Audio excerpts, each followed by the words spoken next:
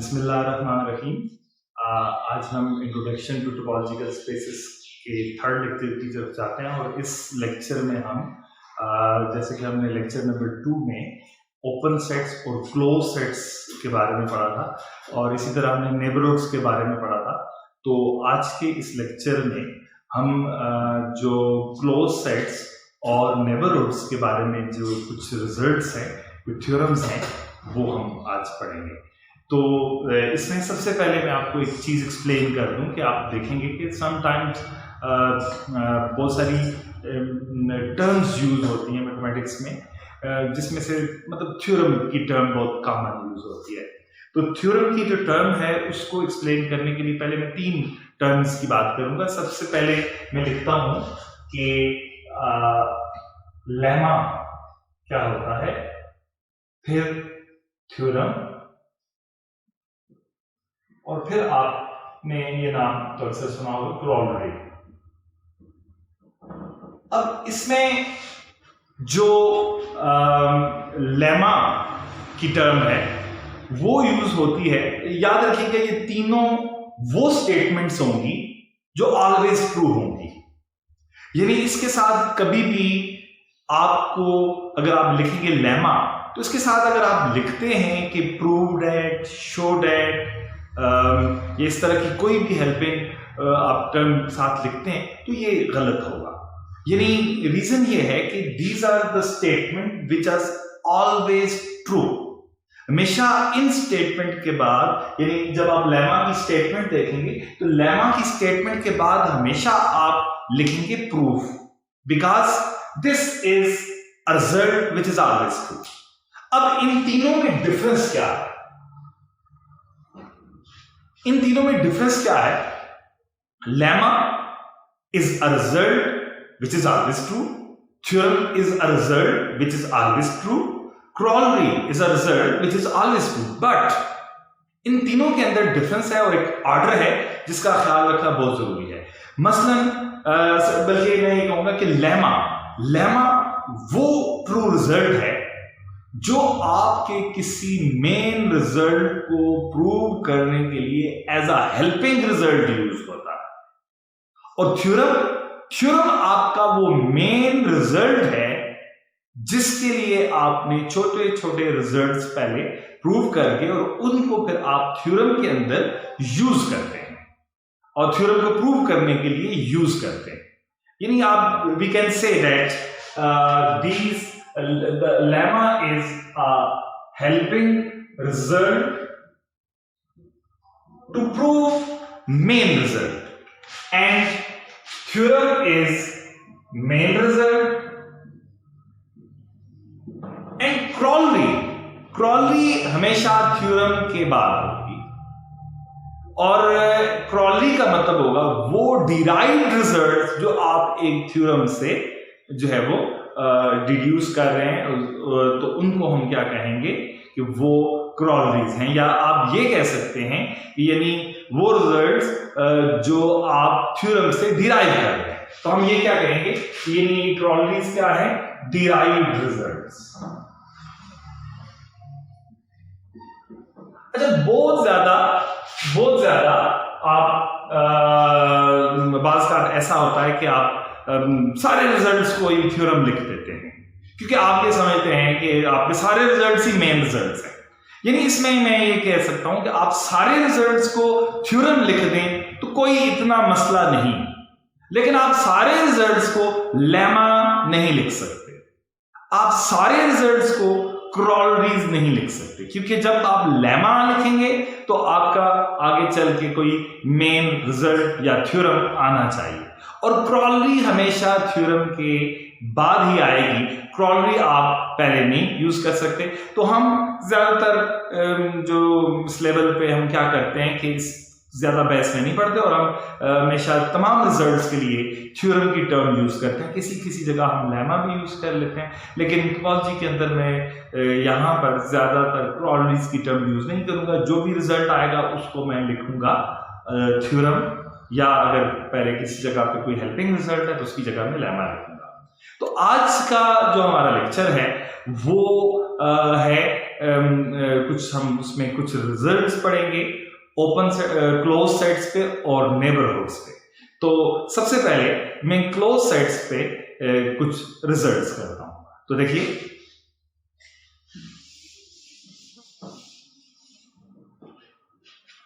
इसको मैं थ्योरम कहूंगा।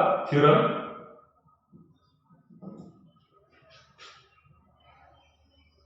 if X star is a topological space,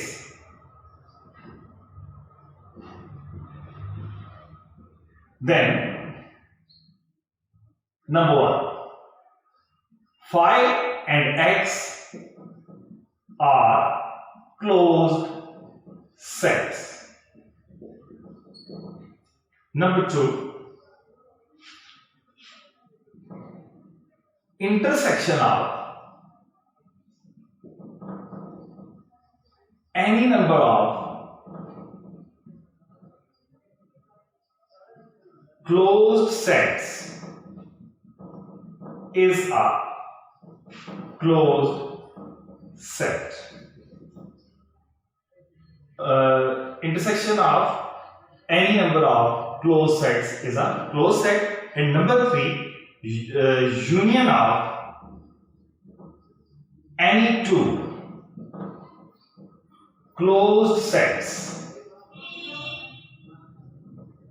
is a closed set. अच्छा, अगर आपके माइंड में टोपोलॉजी की डेफिनेशन हो तो आपको ये याद आएगा कि आपने बिल्कुल इसी तरह से डेफिनेशन की थी टोपोलॉजी की। लेकिन आप टोपोलॉजी की डेफिनेशन और इस थ्योरम की जो तीन स्टेटमेंट्स हैं उनको अगर आप देखें तो आपको डिफरेंस पता चलेगा। यहां पे देखें लिखा हुआ है intersection of any number of close sets, वहां पे था union of any number of open sets is open, यानी ये उसके बिल्कुल ऑपोजिट है। या यूं कह सकते हैं आप कि जो फ्रेज थी इंटरसेक्शन की, वहां पर जो फ्रेज थी यूनियन की वो चेंज हो गई है इंटरसेक्शन के साथ, और जो वहां पे फ्रेज थी ओपन सेट की वो चेंज हो गई है क्लोज सेट के साथ। और यही कुछ यहां पे हुआ कि जब टोपोलॉजी की आप डेफिनेशन करते हैं तो वहां पे आप पढ़ते हैं कि intersection of any to open sets is an open set. तो यहां पे क्या हुआ कि जो फ्रेज थी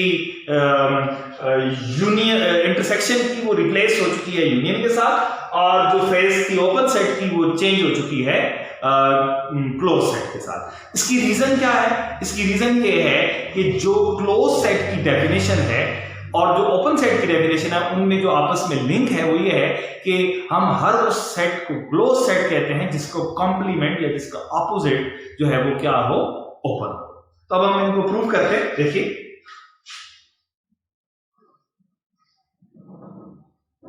नंबर वन, जिस सेट को भी आपने क्लोज प्रूव करना होगा तो दरअसल आपने ये प्रूव करना होगा कि उसका कॉम्प्लीमेंट ओपन है।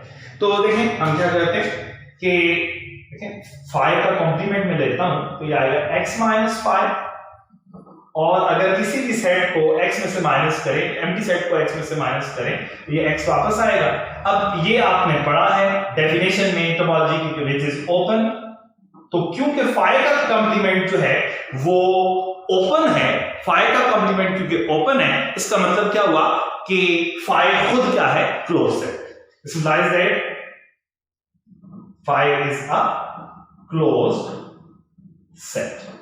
अच्छा, ये मैं यहां पे लिख रहा हूं five is a closed set, तो ये बेसिकली ये जो इसकी टर्म है वो क्या है, five is a closed subset of x। ठीक है, अब इसके अलावा x को देखें, x का कॉम्प्लीमेंट लें तो ये आएगा x माइनस x। याद रखिएगा set minus set is not equal to zero, is never equal to zero. Set minus set is always equal to empty set. तो ये एम्प्टी सेट आ गया, और एम्प्टी सेट आपको पता है ये हमेशा टोपोलॉजी का मेंबर होता है, यानी ये एक ओपन सेट होता है। इसका मतलब ये हुआ कि x जो है वो भी एक क्लोज सेट। अब इसके अलावा अब अगर आप देखें ये हमारा पहला रिजल्ट कंप्लीट हो गया। अब इसके बाद दूसरे रिजल्ट की तरफ आते हैं। इनको काफी आसान है, लेकिन याद रखिएगा कि जब भी आप टोपोलॉजी के अंदर या मैथमेटिक्स के किसी भी फील्ड के अंदर जब आप थ्योरम्स की बात करेंगे या इस तरह से जनरलाइज रिजल्ट्स एग्जाम्पल से हट के जब आप प्रूव करने की कोशिश करेंगे तो they are always based on the definition. इसलिए डेफिनेशन को बहुत अच्छी तरह से आपने जो है वो अपने माइंड के अंदर रखना है और उसको बहुत अच्छी तरह से समझना है, ताकि जिस वक्त आप उसको यूज करें तो उसके आप उसको अप्लाई करें तो आपको आसानी हो। तो देखें अभी दूसरा रिजल्ट मैं प्रूव करता हूं। Intersection of any number of close sets is a closed set. हम क्या करते हैं कि लेट ओपन सेट्स को लिखने के लिए ज्यादातर हम ओ लिखते हैं, जरूरी नहीं होता, और क्लोज सेट्स को लिखने के लिए ज्यादातर हम एफ के साथ लिखते हैं। Let F alpha belongs to the indexing set is a family of closed subsets of X। अब एक चीज देखिएगा, यहां पे हो सकता है कि ये टर्म आपके लिए थोड़ी सी कंफ्यूजिंग हो, लेकिन इसको मैं एक्सप्लेन करता हूं। ये देखिए, ये जब आप लेते हैं मैंने इसको कोई भी नोटेशन दे सकता हूं, मैंने सिग्मा लिखा है। फॉर एग्जांपल अगर आप सिग्मा के अंदर एलिमेंट्स लेते हैं 1 2 3, तो फिर ये जो हमने फैमिली लिया है alpha belongs to indexing set sigma, इसका मीनिंग होगा F1 F2 F3। यानी ये एक बात आप नोट करेंगे, लेकिन इसका मतलब क्या होगा कि ये चीज डिपेंड करती है सिग्मा पे। इस सेट को हम कहते हैं सेट ऑफ लेबल्स या इंडेक्सिंग सेट या सेट ऑफ इंडिसेस, और ये जितना भी इसके अंदर एलिमेंट्स होंगे तो उस हिसाब से आपकी ये फैमिली के अंदर एलिमेंट्स आएंगे। अगर इसके अंदर फाइनाइट एलिमेंट्स हैं, तो आपके पास इस फैमिली के अंदर फाइनाइट एलिमेंट्स होंगे। अगर इसमें इनफाइनाइट एलिमेंट्स हैं तो ये फैमिली के जो मेंबर्स की तादाद होगी इनफाइनाइट हो जाएगी। और इसी तरह अगर इनफाइनाइट में से भी इसके अंदर अगर अनकाउंटेबल या काउंटेबल मेंबर्स हैं तो उस हिसाब से ये फैमिली काउंटेबल या अनकाउंटेबल हो जाएगी। यानी इसमें आप ये कह सकते हैं कि ये किस चीज को कवर करती है, फाइनाइट को भी और काउंटेबल को भी और अनकाउंटेबल को भी। यानी अगर हम इस तरह से लिखते हैं तो ये family any number of sets को कवर करती है। तो देखें हमने लिखा कि let is a family of closed subsets of X, then अब देखें ये क्योंकि क्लोज सबसेट्स हैं X के, तो इसका मतलब क्या होगा, इनका कॉम्प्लीमेंट क्या होगा, ओपन होगा। इन सब का कॉम्प्लीमेंट क्या होगा, ओपन होगा। अगर ये ओपन है यानी F अल्फा का कॉम्प्लीमेंट ओपन है, तो आप टोपोलॉजी की डेफिनेशन में जो हमारी सेकंड कंडीशन थी वो क्या थी कि union of any number of open sets is an open set. तो क्योंकि ये अब ओपन सेट है तो इसका मतलब क्या हुआ, दिस इंप्लाइज दैट इन सब का अगर हम यूनियन कर लें, union of these sets is an open set. अब अगर इन सेट्स का यूनियन ओपन है तो बाय डी मॉर्गन्स लॉ हम ये लिख सकते हैं कि इंटरसेक्शन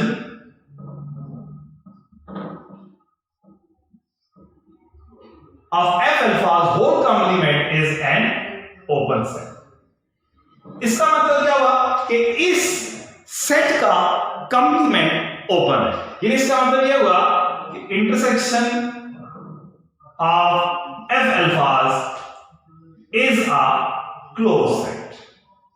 तो यहां से क्या पता चला हमें कि इस फैमिली के जितने भी आप मेंबर्स लेते हैं, अगर आप उनकी इंटरसेक्शन लेंगे तो वो क्लोज सेट होगी। Means intersection of any number of close sets is a closed set. तो ये हमारा दूसरा पार्ट कंप्लीट हो गया। इसके बाद नंबर 3 हमने क्या प्रूव करना है कि union of any two closed sets is a closed set. तो हम दो क्लोज सेट्स लेते हैं, let F1 and F2 are two closed subsets of X, then क्या होगा, अगर ये दोनों क्लोज सेट्स हैं तो इनकी जो इनका जो कॉम्प्लीमेंट है, then F1 complement and F2 complement are, ये दोनों क्या होंगे, ओपन सेट्स। क्यों कि क्लोज सेट की डेफिनेशन क्या थी कि वो सेट क्लोज होते हैं जिनके कॉम्प्लीमेंट्स क्या हो, ओपन हो। तो ये दोनों ओपन सेट्स हो गए। और इसके बाद हमने टोपोलॉजी की डेफिनेशन में पढ़ा है कि union of any to open sets is intersection of any to open sets is an open set. तो क्योंकि ये दोनों ओपन सेट्स हैं तो इसका मतलब ये हुआ कि इनका यूनियन ये भी ओपन सेट होगा। अगर ये ओपन सेट है तो इसका मतलब क्या हुआ कि बाय डी मॉर्गन्स लॉ हम ये लिख सकते हैं कि इक्वल होता है किसके, F1 intersection F2 whole complement is an open set. और अगर ये एक ओपन सेट है तो इसका मतलब क्या हुआ कि ये ओपन सेट है, इसका कॉम्प्लीमेंट ओपन सेट है, तो ये खुद क्या हो जाएगा, इज अ क्लोज सेट। इसका मतलब यह हुआ कि हम ये कह सकते हैं कि कोई भी अगर हम दो क्लोज सबसेट्स ऑफ X लेते हैं तो उनकी जो इंटरसेक्शन है वो भी एक क्लोज सबसेट ऑफ X आती है। अब ये हमारा तीसरा पार्ट जो हमारा थ्योरम था क्लोज सेट्स के ऊपर, उसका वो जो है वो इसका प्रूफ है। तो ये हमारे पास जो है वो तीनों इसके रिजल्ट्स हो गए। अब हम नेबरहुड के बारे में कुछ रिजल्ट्स करते हैं।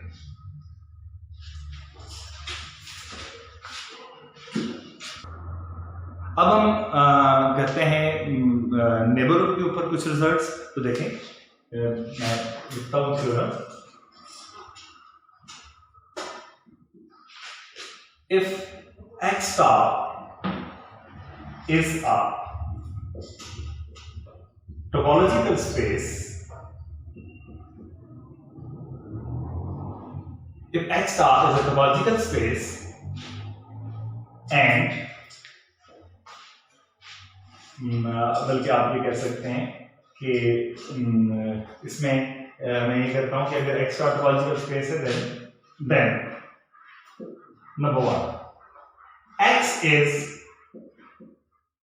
neighborhood of each of its points। यानी जो इसमें सेट X होगा वो अपने तमाम पॉइंट्स के नेबरहुड के तौर पे लाजमी आएगा। Number two, if N is neighborhood of a point X belongs to X and M is a superset of N, then M is also a neighborhood of X।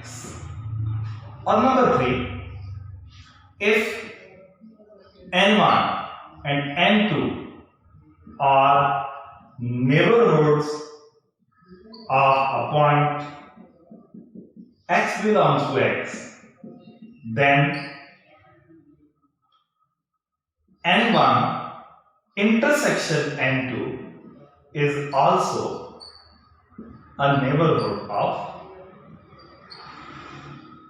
point X। अच्छा, इस theorem के and पे मैं ये reason आपको explain दोबारा करूंगा कि देखिए यहां पे इंटरसेक्शन के लिए रिजल्ट तो है, नेबरहुड की इंटरसेक्शन के लिए रिजल्ट मौजूद है, लेकिन नेबरहुड की यूनियन के लिए आपने रिजल्ट नहीं लिखा। क्यों नहीं लिखा? उसकी रीजन ये है कि जब आप सेट्स का यूनियन करते हैं तो जो यूनियन वाला सेट होता है वो ऑटोमेटिकली सेट का सुपर सेट हो जाता है। तो वो इस रिजल्ट की क्रॉली के तौर पे एट द एंड में एक्सप्लेन करूंगा। ठीक है, तो देखें अब इसमें हम करते हैं सबसे पहले प्रूफ। देखें सबसे पहले देखें x अपने हर पॉइंट के लिए नेबरहुड, तो हम लिखेंगे सिंस हमने ये पढ़ा है x is an open set, x open set है, therefore for any small x belonging to x का कोई भी एलिमेंट में we can write, हम ये लिख सकते हैं कि x को बिलोंग करता है और x सबसेट है x का। तो नेबरहुड की डेफिनेशन क्या था कि सेट n पॉइंट x का नेबरहुड होगा अगर सेट n और पॉइंट x के दरमियान ओपन सेट आता है। तो क्योंकि x खुद एक ओपन सेट है, इसका मतलब यह हुआ कि ये वाला सेट इस पॉइंट का नेबरहुड है। इसका मतलब क्या हुआ? It symbolize that capital X is a neighbourhood of point X। तो क्योंकि X एक आर्बिट्रेरी पॉइंट था, इसका मतलब क्या हुआ? X अपने तमाम पॉइंट्स का नेबरहुड है। तो ये आपका पहला रिजल्ट प्रूव हो गया। अब इसके बाद नंबर 2, अब हमने क्या करना है? अब हम ये लेते हैं कि लेट, याद रखिएगा कि किसी भी प्रूफ में इफ के जो देन से पहले का हिस्सा होता है आपने सारा लेना होता है, और जो प्रूव करना होता है वो देन से बाद वाला हिस्सा होता है। इसलिए देन से पहले जो कुछ है उसको हम रीराइट करते हैं, उसको हम ले लेते हैं, वो दिखते हैं। तो देखें, let n is a neighbourhood of point x belongs to x and n is a superset of n, या आप ये कह सकते हैं कि n is a subset of m। देखिए यहां पे n क्योंकि x का नेबरहुड है तो हम लिखेंगे नेबरहुड की डेफिनेशन के मुताबिक since n is neighborhood of point x belongs to x, इसका मतलब क्या हुआ? This implies that there exists an open subset O of x such that x belongs to O and O is a subset of n। देखें neighbourhood की definition apply कर दी, क्योंकि n x का neighbourhood था इसलिए n और x के दरमियान एक ओपन सबसेट ऑफ x लाजमी होगा। अब ये open subset of capital X है। अब देखें तो वी कैन राइट, हम ये लिख सकते हैं, देखें X जो है वो बिलोंग करता है O को, O सबसेट है N का, और यहां से आप देख सकते हैं कि M सुपर सेट है N का, मतलब N सबसेट है M का, यानी हम ये लिख सकते हैं।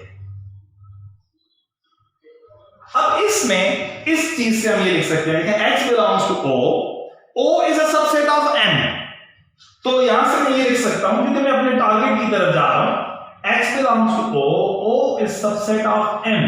तो क्योंकि ये ओपन सेट है, ये ओपन सेट है, अगर ये ओपन सेट है, ये x का पॉइंट है, तो ये वाला सेट x का नेबरहुड हो जाएगा। अब देखिए, अब हम ये कहते हैं कि इसका मतलब क्या हुआ कि this implies that n is a neighborhood of point x। क्या मतलब हुआ कि अगर किसी नेबरहुड का आप सुपर सेट लेंगे तो वो भी उसी पॉइंट का नेबरहुड काउंट हो जाएगा। और अगर आपको याद हो लेक्चर नंबर 2 के अंदर हमने यही टेक्निक यूज करके हमने ऑल नेबरहुड्स निकाले थे। अब देखें तीसरा रिजल्ट इसका मैं प्रूफ करता हूं।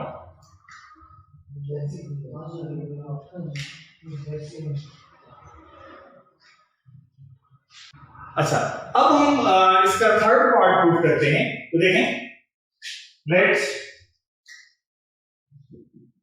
n1 and n2 are neighborhoods of point x belongs to x।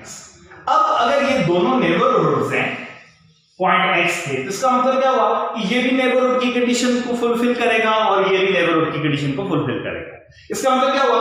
This implies that there exists open sets O1 and O2 such that X belong करेगा O1 को और सबसेट होगा N1 का, यानी ये ओपन सेट है तो नेबरहुड की कंडीशन की वजह से ये नेबरहुड और पॉइंट के दरमियान में आएगा, और दूसरा भी इसी तरह से X belongs to O2 is subset of N। यहां से क्या बात हमने ली, नेबरहुड की डेफिनेशन अप्लाई की है N1 पे और N2 पे।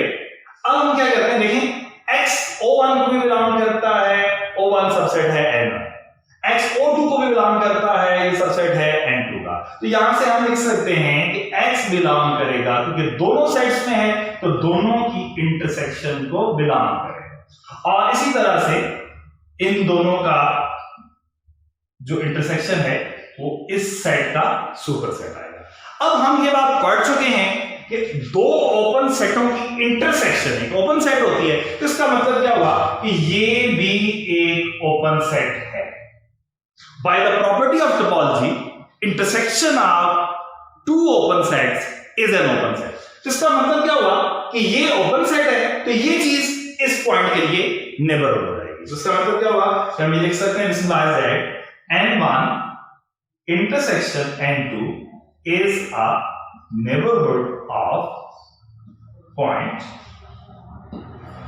X belongs to X। इसका ये मतलब हो गया, हम थर्ड पार्ट हमने प्रूव किया, यानी इसमें मतलब हो गया कि अगर आप किसी पॉइंट के दो नेबरहुड्स लेते हैं तो उसकी इंटरसेक्शन भी एक नेबरहुड।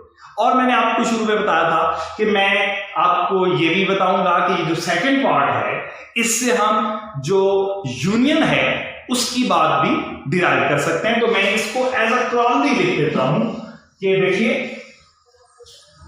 मैं एक नया रिजल्ट लिखता हूं, और मैंने आपको स्टार्ट में समझाया था इसी थ्योरम की क्रॉलरी के तौर पर मैं एक छोटा सा रिजल्ट लिखता हूं।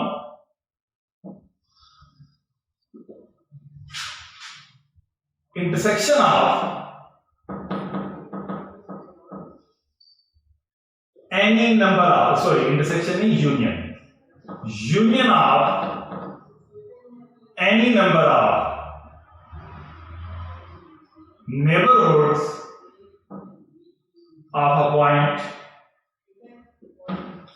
X belong to X is also a neighborhood of point X। इस रिजल्ट के साथ मैंने क्रॉल नहीं लिखा, आप थ्योरम भी लिख सकते हैं लेकिन लेमा नहीं लिख सकते। तो क्यों क्रॉलरी क्यों है? इस रिजल्ट के प्रूव करने में हम ये जो पीछे थ्योरम था उसके एक पार्ट को यूज करेंगे, पार्ट नंबर 2 हम यूज करेंगे। तो देखिए इसका प्रूफ देखें, बहुत आसान सा प्रूफ है। हम क्या करते हैं, बहुत सारे नेबरहुड्स ले लेते हैं। तो देखें लेट